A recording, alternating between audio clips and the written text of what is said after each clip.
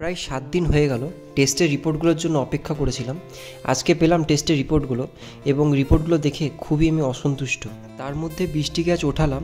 আজকে অন্য দিনের থেকে একটু সুস্থ ছিল, ওকে রেডি করে দিলাম। আজকে আমি সকাল থেকে আমি রিল্যাক্সই ছিলাম, বাট রিপোর্টগুলো আসার পর না একটু কেমন মনটা আনচান আনচান হয়ে গেল।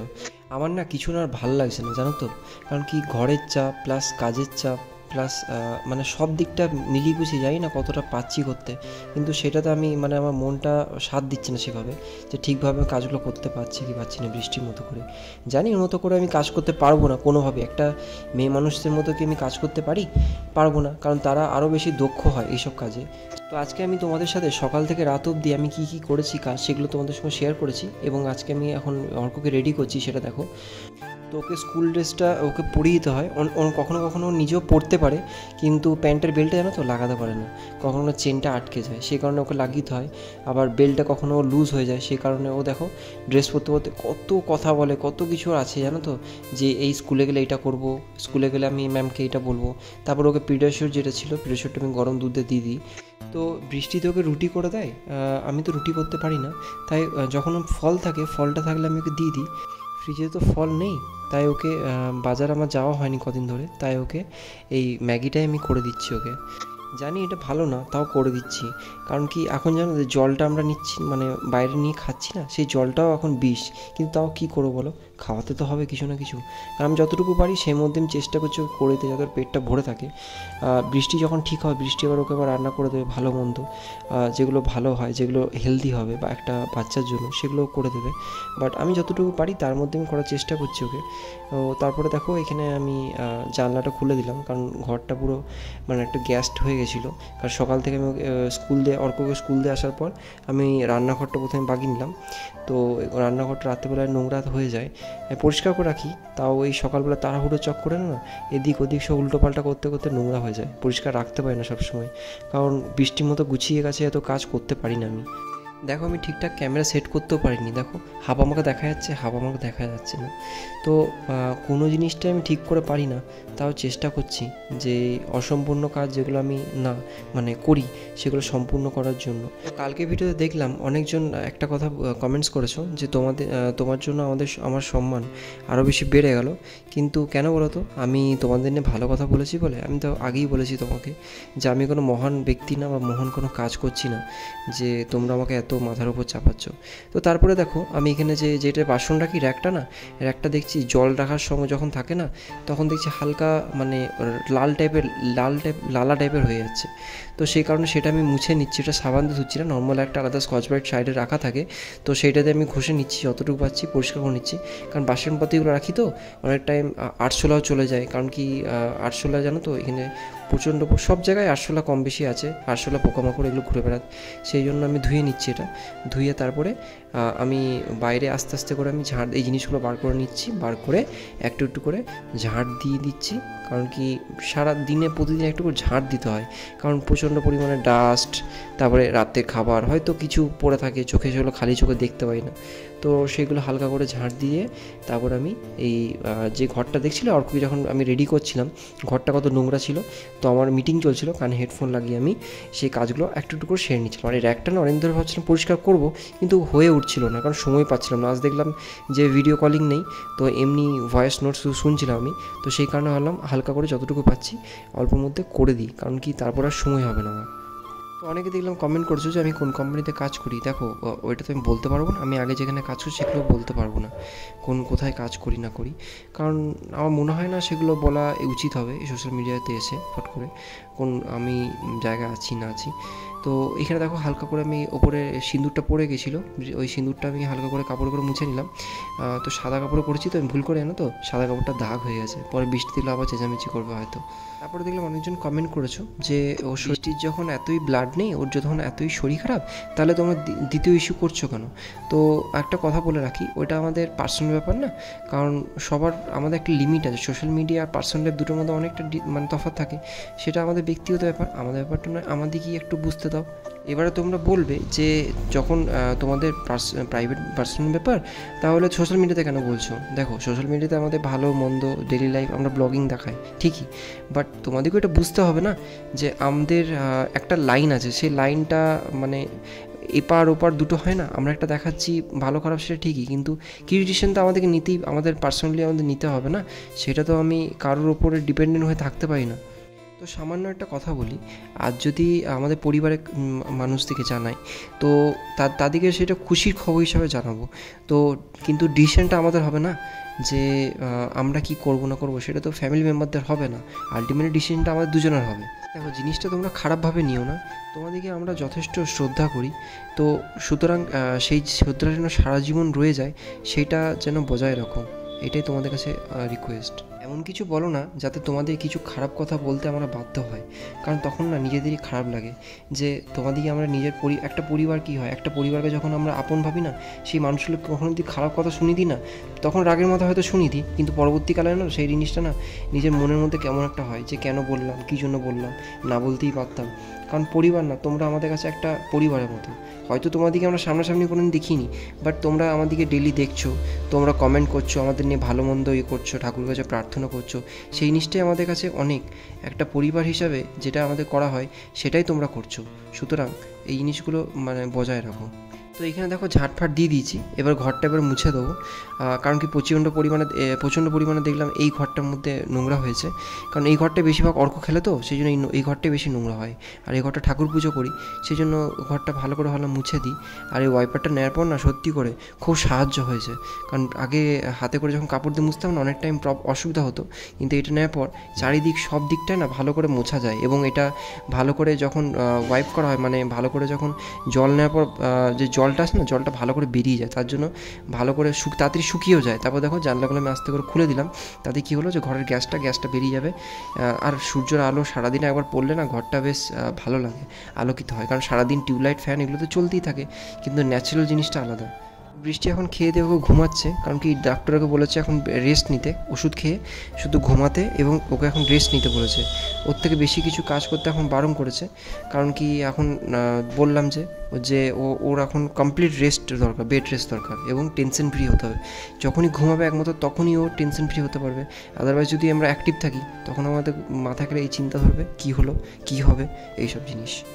দেখো, আমি ছাদে চলে গেছিলাম যে জামা কাপড়গুলো মিলে আসছিলাম কালকে, সেগুলো তুলতে, কারণ কি আজকে কাপড় জামা আর কাচবো না, আজকে কাপড় জামা সেরকম হয়নি। আমি এখান থেকে দেখো ঝুঁকে দেখছিলাম, কারণ ক্লিপটা দেখলাম লাগানো আছে, কিন্তু দেখছি জামাটা নেই, ফাঁকা আছে। আমি যা কিছু করে চলে গেল নাকি। সকাল সকাল এসে ছাদে যদি না আসো না, এই ওয়েদারটা এইটা মিস করে দেবো, কারণ কি সত্যি এত ভালো লাগে না এই চারিপাশেটা, কারণ কি ঠান্ডা হাওয়া, এত গাছপালা এত সুন্দর বসানো আছে, তারপরে ওপরতলা থেকে না সব কিছু স্পষ্টভাবে দেখা যায়, জিনিসটা আরও বেশি ভালো লাগে, উপভোগ করতে বেশি ভালো লাগে, সৌন্দর্য দেখতে বেশি ভালো লাগে, ক্যামেরাতে ক্যাপচার থেকে বেশি উপভোগ করতে মানুষের বেশি ভালো লাগে। এখনকার মানুষ কী করে যে নিজে দেখবো না, ফোনে ক্যাপচার করে, শুধু মানুষ বলে না, আমি নিজেও সেই জিনিসটা করি, কিন্তু চোখে দেখা একটা উপভোগ করা, সেই সময়টা করা আর ফোনে ক্যাপচার করা, দুটোর মধ্যে অনেক তফাৎ থাকে।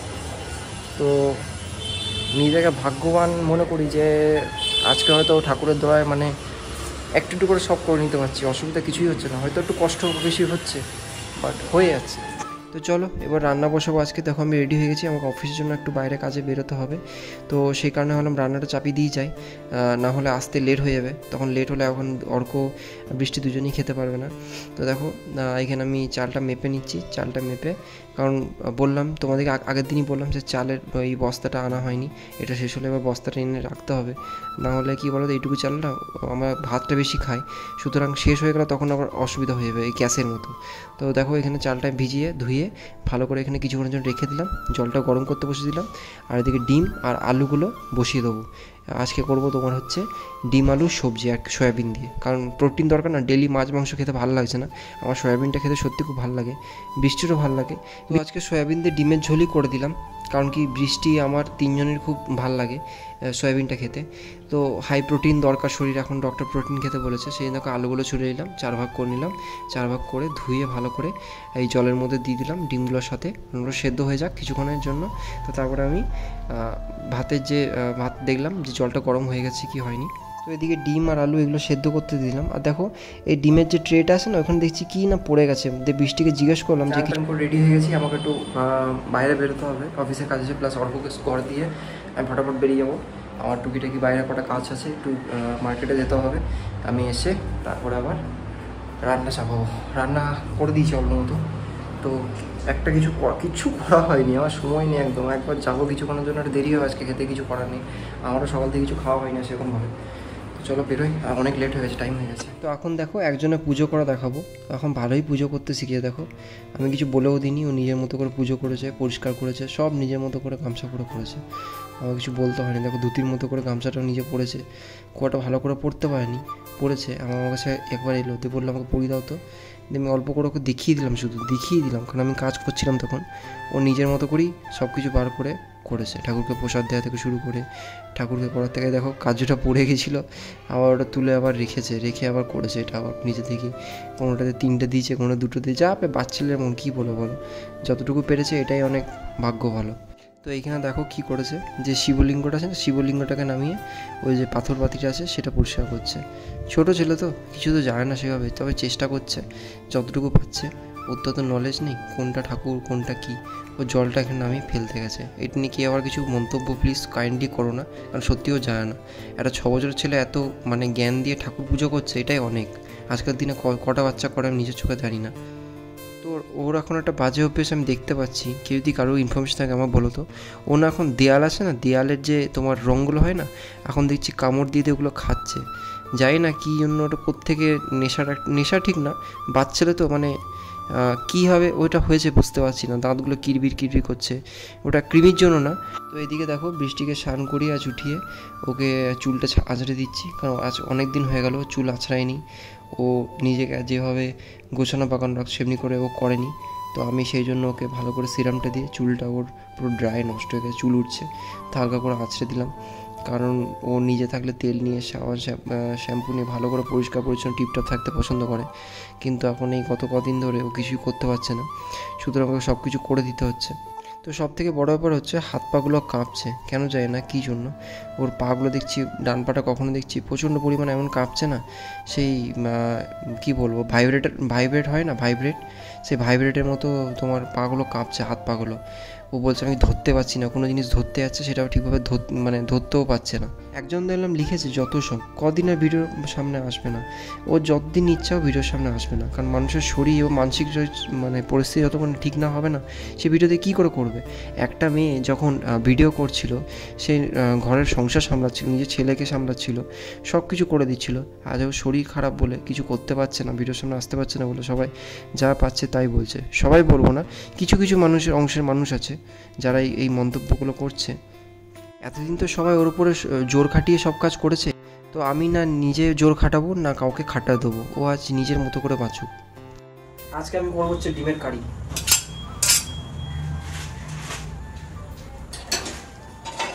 তো এখানে দেখো অর্ক আমাকে দেখে হাসছিল, আমি কোনোদিন ক্যামেরার সামনে এমনি করে কথা বলিনি, তো প্রথমবার করে বলছিলাম, সেই কারণে ও হাসছিল। ডিম ছোলা এত কঠিন আমি জানতাম না। আমি যখন জিম করতাম এত ডিম ছাড়িয়েছি, তখন এত অসুবিধা হতো না, সত্যি করে বলছি। এইখানে ডিমগুলো এই দোকানটা থেকে যখন ডিম আনি না, ডিমগুলো একটাও ভালো হয় না, কিন্তু ঘরের সামনে দোকান থেকে আনি সেখানে ডিমগুলো ভালো হয়, বা মার্কেট থেকে আনি ঠিক ভালো হয়, কিন্তু একটা দূরে দোকান সেখান থেকে যখন আনি না, ডিমগুলো একদমই ভালো না। তো আজকে দেখো আমি নিজের স্টাইলে ডিম কষা তোমাদের করে দেখাবো, যেটা তোমাদেরকে বলবো তোমরা ট্রাইও করো না, কারণ অর্ক খেয়ে রিভিউ দিয়েছে বলে একদম ভালো হয়নি। ওর মাকে বলেছে আমি যখন বাইরে গেছিলাম যে আজকে রান্নাটা বাবা একদম বাজে করেছে, ওকে প্লিজ বললো না বাবাকে। তো আমি যা পারলাম তাই করেছি, একদম পুরো জল হয়ে গেছিলো না, তাড়াহুড়ো চক করে আমি কি করেছি যে জলটা বেশি দিয়ে দিয়েছিলাম।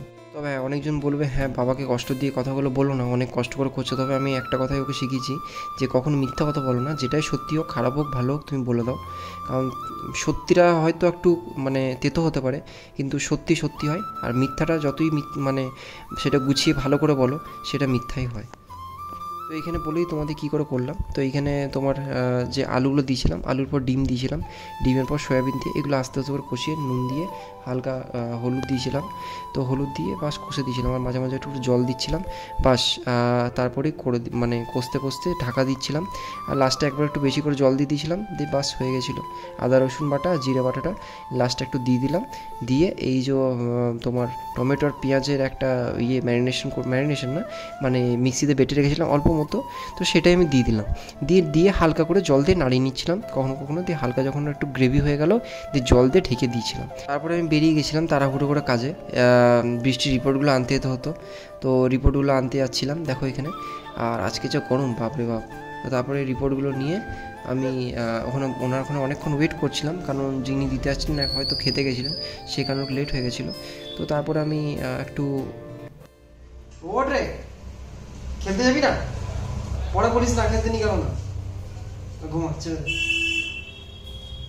তো এখানে দেখো অর্ককে খেলতে যাওয়ার জন্য ওঠাচ্ছিলাম, কারণ অনেক ধরে বলছিলাম খেলতে নিয়ে যাবো, সময় হচ্ছিল না। আর ও দেখো ঘোড়া পিছে ঘুমাচ্ছিল। তো তারপর দেখো এখানে চা করতে বসিয়ে দিয়েছিলাম আমি। তো এখানে দেখো হরলিক্স করতে এসেছিলাম, হরলিক্স করতে এসে দেখি যে হরলিক্সটা শেষ হয়ে গেছে। সেই কারণে আমি বললাম চাই করে দিই। ওকে জিজ্ঞেস করলাম যে চা খাবি? ও বললো হ্যাঁ একটু চা খাবো। তো তারপর ওকে চাটা বানিয়ে দিচ্ছিলাম। তো চাটা বানিয়ে দেওয়ার পর ওকে যখন দিলাম, প্রথমে দেওয়ার আগে আমি অর্ককে চকোসগুলো দেখো এখানে দিয়ে দিচ্ছিলাম, কারণ অর্ক খুব চাটা বানানোর সময় বলছিল যে অর্ক আমার যে খিদে পাচ্ছে আমার। তো তাড়াতাড়ি ওকে চকোসটা দুধ ঢেলে ওকে দিয়ে দিলাম। তো তারপরে আমি ও ঠান্ডা হওয়ার জন্য পাশে রেখে ও বৃষ্টি আনার জন্য চা বানানোর জন্য বসিয়ে দিয়েছিলাম। তো কিছুক্ষণ ঘুরে বৃষ্টিকে যখন চা দিতে গেলাম, ও চাটাও ঠিকভাবে খেতে পেলো না, কারণ ও বললাম বমি পাচ্ছে। আর রাত্রেবেলাও কিছু সেরকমভাবে খাইনি জানো তো এই চাটা খাওয়ার পর, কারণ ওর নোনতা বিস্কুট আর চা খেতে খুব ইচ্ছা করছিল। চাটা করে নিয়ে গেছিলাম কিন্তু খেলোই না। প্রায় আজ 1 সপ্তাহ হয়ে গেল ও আমি দুজন মিলেই আমরা প্রতিজ্ঞা নিয়েছিলাম যে আমরা চা খাবো না, বেশি করে দুধ চা খাবোই না। তো আজকে অনেক দিন বাদ চা খেলাম। তো তারপরে দেখো টেস্ট রিপোর্টগুলো পড়ার জন্য বসে গেছিলাম। তো শেষে তোমাদের কিছু কথা বলবো, টেস্ট রিপোর্টগুলো দেখে নিই দাঁড়াও। তো এইখানে রিপোর্টগুলো আমি চেক করছিলাম, খুব একটা বুঝতে পারছিলাম না, তবে হ্যাঁ একটু বুঝতে পারলাম, কারণ কি যেখানে টেস্টগুলো করেছিলাম উনি আমাকে দেখে দেখে বললেন এরকমভাবে এরকম জিনিসগুলো। তো সেই কারণে আমি এসে দেখছিলাম। তারপর এই রিপোর্টটা যেটা কাগজটা ছিল ওখানে কমপ্লিটলি ভালো করে লেখা ছিল। তো সেগুলো পড়ি মোটামুটি বুঝতে পারলাম যে, কারণ রেজাল্টে দেখো লাস্টে দেখা থাকে না কনক্লুশনে যে এই জিনিসগুলো ধরা পড়েছে। তারপর দেখো টেস্টগুলো এখানে দেখে নিচ্ছিলাম রিপোর্টগুলো, একটাতে না দেখো কতগুলো পেজের রিপোর্ট দেখো। আর এখানে দেখো অর্ক আমাদের পড়তে বসছিল। হ্যাঁ, তো ডিস্ট্রিক্ট রিপোর্ট সেই চলে এসছে দেখতে পাচ্ছ। তো আমি যতটুকু বুঝতে পারলাম সেই হিসাবে অবস্থা খুবই খারাপ, কারণ কি সব কিছু তো বুঝতে পারছি না।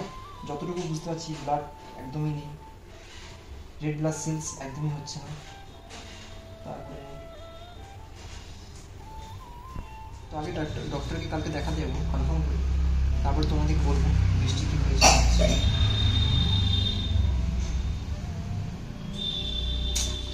তো এইখানে দেখো আমরা একটা এই মাসে খরচা বার করছিলাম। বাবার এই খরচা দেখে তো মাথায় আমার হাত, মুখে হাসি ছিল, কিন্তু মনে মনে যা চিন্তা হচ্ছিল বাপরে। তো তারপর আমরা হিসাব করলাম যে আমরা কত কম খরচার মধ্যে আমরা চালাতে পারবো পরের মাস থেকে। আর এই মাসে যা হয়েছে পরের মাসে কত কমের মধ্যে চালালে আমাদের সুবিধা হয়।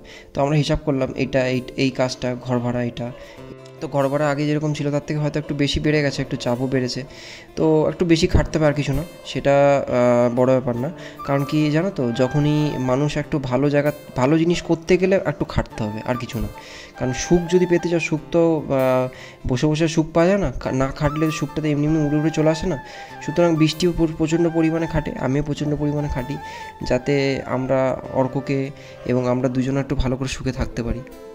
হ্যাঁ, তবে সুখে থাকতে টাকা লাগে না, কিন্তু জিনিস কিনতে টাকা লাগে, এটাই আর কি। তো সেই টাকাটা অর্জন করার চেষ্টা করছি। সুখে তো আমরা এমনিতেই আছি, যতই রোগবালাই যায় আসুক আমাদেরকে কেউ ভাঙতে পারবে না। এই আর কি, সময় সাপেক্ষ। সময় এখন খারাপ যাচ্ছে, তো এখন মেনে চলতে হবে। সময় যখন ভালো আসবে তখন আবার আনন্দ করে বেড়াবো। আমার অর্ক দুজনে খুব ঠান্ডা লেগে গেছে, এখন ওয়েদারটা না সত্যি শ্যুট হচ্ছে না। তো যেটা বলার জন্য ভিডিও বানানো, আজকে বৃষ্টির রিপোর্ট চলে এসছে। তো রিপোর্টগুলো আমি দেখছিলাম, কিছু কিছু জিনিস আমি ঠিক করে বুঝতে পারছিলাম, কিছু কিছু বুঝতে পারছিলাম না। যখন রিপোর্টগুলো আনছিলাম তো উনি প্রথমেই যখন পেজটা বেরোলো কম্পিউটার স্ক্রিন, উনি প্রথমেই বললেন এ বাবা শরীর এতটা উইক নাকি, শরীরে তো একদম ব্লাড নেই। আমি বললাম যে কত থাকা দরকার মিনিমাম? তো উনি বললেন 12, 12.5, 13 এরকম থাকলে ভালো হয়। আবার 15 হলে তখন অসুবিধা হয়, 15 করে উঠলে তখন আবার অসুবিধা হয়, তখন আবার সেটা কমাতে হয় আবার। কারণ এত নলেজ তো আমার নেই, এইসব দিক থেকে ল্যাবের বা এইসব দিক থেকে এত নলেজ নেই। নিশ্চয়ই হয়তো একটু বোঝে কিছু কিছু জিনিস, ও দেখছিল। ও বাকি আরও অনেক, শুধু তো রেড ব্লাড সেলসও দেখলাম ও কাউন্ট খুব কম আছে। তারপরে আরও অনেক ধরনের টেস্ট দিয়েছিল, সব টেস্টের রিপোর্ট এসেছে, সবগুলো আমি বুঝতে পারছি না। ও কিছু কিছু বুঝতে পারছে, ও কিছু বুঝতে পারছে না। তো আমি বললাম যে, তারপরে আমি ডক্টর বলেছিলেন যে আমাকে প্রথম হোয়াটসঅ্যাপে পাঠাবে, আমি দেখবো, তারপর আমি বলবো তোমাদের আসতে হবে কি হবে না। তো তখন ওনাকে হোয়াটসঅ্যাপ বিকালে পাঠিয়েছিলাম ছবি তুলে। তো উনি বললেন যে কালকে এসো, কালকে এসে একবার দেখিয়ে যাও, সামনাসামনি কথা বলা বেটার হয়। কারণ কি অনেক কিছু সিমটম আছে, তো এবারে ছোটো ছোটো মাইনার জিনিস যেগুলো আমরা সাধারণ মানুষ বুঝি না, ডক্টরসরা ভালো করে বোঝেন যে ওনারা এই টেস্টটা পার্টিকুলার এই কারণে দিয়েছেন, উনি হয়তো এই জিনিসটা পেয়েছেন। তো দেখা যাক, প্রচণ্ড পরিমাণে চিন্তায় আছি, রাত্রে ঘুম তো হবে না। কারণ জানো তো, যখন কেউ আপন মানুষের কিছু হয় না, তখন তোমার চিন্তা মাথায় উঠে যায়, তখন ঘুম, তোমার খাওয়া দাওয়া সব কমে যায়, ঠিকভাবে কোনো জিনিসটাই তুমি ঠিকভাবে করতে পারো না। সেই হচ্ছে আমার ব্যাপার। আজকে ঠিকভাবে রান্নাও করতে পারিনি, সকালে যে রান্না করেছিলাম সেটাই অল্প আমি মিলে খেলাম। বৃষ্টি খায়ও নি, ওর বমি পাচ্ছে বলছে, সবসময় খালি বমিই পাচ্ছে, ও খেতে যাচ্ছে কিছু বমি হয়ে যাচ্ছে। এখনও দেখো শুয়ে আছে, সে একটা কঙ্কাল যেমনি শুয়ে থাকে সেরকম শোয়ার মতো শুয়েই আছে। মানে কখনো কখনো হাসছে, একটু হাসি হয়ে, যখন হাসির মজার কথা বলছি তখন হাসছে, আর না হলে একদম চুপচাপ শুয়ে আছে ফোনটা নিয়ে, কখনো ফোন ঘাটছে, আর না হলে কী যে হবে কোন দিকে। ভেবেছিলাম এরকমভাবে সাজিয়ে গুছিয়ে যেরকমভাবে আস্তে আস্তে সব কিছু করবো, মানে সেই তাসের ঘর হয় না, তাসের ঘর যদি ভেঙে যায় সেরকম আস্তে আস্তে মনে হচ্ছে ভেঙে যাচ্ছে।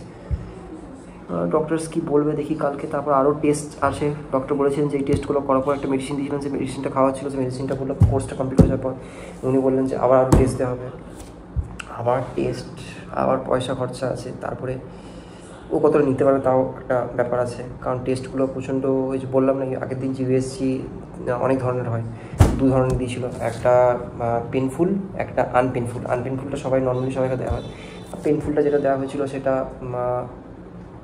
যারা লেডি আছেন, লেডি ডক্টর আছেন বা যারা ডক্টর আছেন তারা ভালো করে বলতে পারবে জিনিসটা কীভাবে ওনারা প্রসেসটা করে, তো পেনফুল কী জন্য। তো সেই কারণে ওর গায়ে প্রচণ্ড মানে র্যাশ বেরিয়ে গেছে, গোটা গায়ে হাতে পায়ে তোমার র্যাশ, ছোটো ছোটো র্যাশ বেরিয়ে গেছে, তো লাল হয়ে গেছে, মুখটা পুরো তোমার কালো হয়ে গেছে, চোখের তলার পুরো ডার্ক পুরো ঢুকে গেছে, গাল মুখ পুরো ঢুকে গেছে, কলার পুরো বেরিয়ে গেছে, তো হাত পা পুরো শুকিয়ে গেছে, খাচ্ছে না সেরকমভাবে খুব একটা, ঘুম হচ্ছে না খুব একটা, তারপর সবসময় চিন্তা করছে কী হবে না হবে। তো সব নিয়ে মানে কী বলবো, খুব একটা মানে খারাপ পজিশনে আছি আমরা, খুব চিন্তায় আছি। তারপর দিয়ে মেন কথা হচ্ছে ছেলেটা আছে, ছোটো ছেলে, ওকে নিয়ে, কারণ একা দুজন মিলে একা থাকা সে আলাদা ব্যাপার, কিন্তু একটা বাচ্চালে থাকা তখন একটা আলাদা ব্যাপার হয়ে যায়। কারণ কি সব দিকটা একা সামলানো যায় না, মানুষ দুটো হাত দিয়েছে, দুটো হাত একসাথে জড়ি যখন থাকে তখন জিনিসটা ঠিকভাবে হয়। যখনই একটা হাত চলে যায় না, বা ধরো একটা আঙুলে, ধরো আমাদের বুড়ো আঙুলটা মেন, সে বৃষ্টি হচ্ছে বুড়ো আঙুলটার মতো, আমি যতই ধরতে চাই, আমি জিনিসটা কোনো জিনিস আমি চালে এমনি করে হয়তো ধরতে পারবো না, তখন না শক্ত হবে, ততক্ষণ না হাতে পারবো। তো আমাদের পরিবারের মধ্যে বৃষ্টি হচ্ছে এই বুড়ো আঙুলটা, তো মেরুদণ্ড বলতে পারো। ও এখন পড়ে গেছে, কোনো কিছুই করতে পারছে না, উঠতেই পারছে না। সামান্যতম এই হাত থেকে তোমার ব্লাড নিয়ে গেছে, ব্লাড মেনলি এইখান থেকে ব্লাড নেওয়া হয়, এই ভেন থেকে। আগের দিন নার্ভ বলে দিয়েছিলাম বলে একজন কমেন্ট করে বলেছে এটা ভেন, হ্যাঁ ওটা ভেন বলে, নার্ভ বলে না, নার্ভ সিস্টেম আলাদা, ভেন আলাদা। তো ভেন থেকে আমাদের মেনলি এই যে ভেন আছে, ভেন থেকে না, কিন্তু ওর ভেন পাওয়া ছিল না, ওর সাইড ভেন হয়, মানে এইখান থেকে নেওয়া হয়েছিল ব্লাডটা, এই জায়গাটা থেকে এই ব্লাড নেওয়া হয়েছিল। তো এখানে বুঝতে পারছো এই জায়গাটা হার্টটা আছে, এই দিক থেকে না হলে এইদিকে বেশি লাগবে এইখানের থেকে, কারণ এখানে ডাইরেক্ট ভেনটা আছে। তো সেই কারণেও অনেকটা বললাম, এই হাতটা তুলতে পারছে না, এই হাতে কোনো কাজ করতে পারছে না, নার্ভের প্রবলেম তো একটা হয়েই গেছে, দেখতে পাচ্ছি হাত পা কাঁপছে, কখনো কখনো এমনি করে কাঁপছে, কোনো জিনিস ধরতে পারছে কাঁপছে। কী বলো যাও। তো দেখা যাক কালকে যাবো, কী বলছে না বলছে তোমার সঙ্গে সেটা আমরা ডিসকাস করবো, তোমাকে জানানো হয় তোমাদেরকে ভিডিওর মাধ্যমে। তো আজকের মতো এইটুকুই, সবাই ভালো থাকো, সুস্থ থাকো, সবাইকে ভালো রেখো, টাটা, আজ আসি। আর পারলে ভিডিওটা শেয়ার করে দিও, এটাই তোমাদের কাছ থেকে আমার অনুরোধ থাকবে।